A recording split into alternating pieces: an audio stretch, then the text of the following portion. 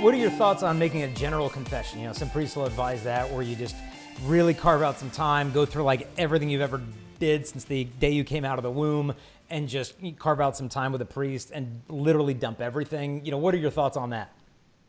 I think it's great. I've done it twice. One right before my final vows and one right before my ordination.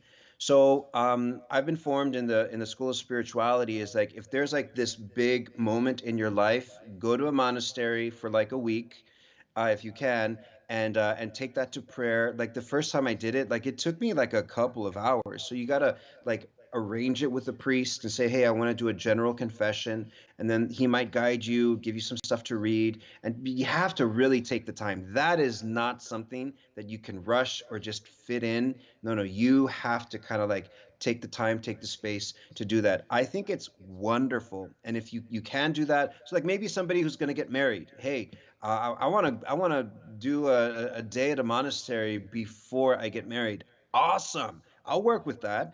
And it is amazing. Now what you do is that if you've done a general confession, if you go to a general confession again, you just confess the sins from your last general confession. So it's not like always rehashing everything Yeah. from day zero. It's amazing. It's so healing, and you'll be surprised. Like when you go and do an examine of all the years of your life, you're like, huh, there's stuff that you bring to confession that may not be your sin, but when you bring it to confession, you bring it to the sacramental grace, and then the Son of God just shines His love on it, and it's good. So I recommend it, but make sure you put the time in. Yeah, I think some people might think, oh, but like, oh, he'd be so humiliating. But I think there's such an important distinction between humbling and humiliating.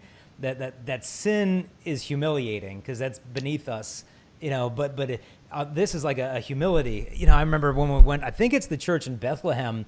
That when you actually descend into the place where Christ was born, you can't walk in there. They have the doors so low you have to bow to get in to see where the Word was made flesh.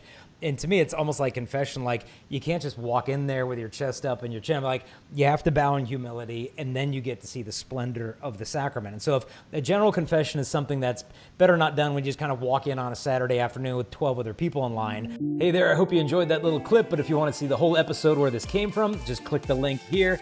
And in the meantime, we want to invite you to help us share this message. And there's a couple things you can do real quick. Number one, if you like or comment or share this video, YouTube will actually show it to more people. Also, don't forget to subscribe, hit the notification bell. We release videos every single day, and you'll be notified as soon as those come out. If you want to help us also to spread this message, you can support us at patreon.com/JasonEvert. That helps us to create these videos and show them to the whole world. God bless.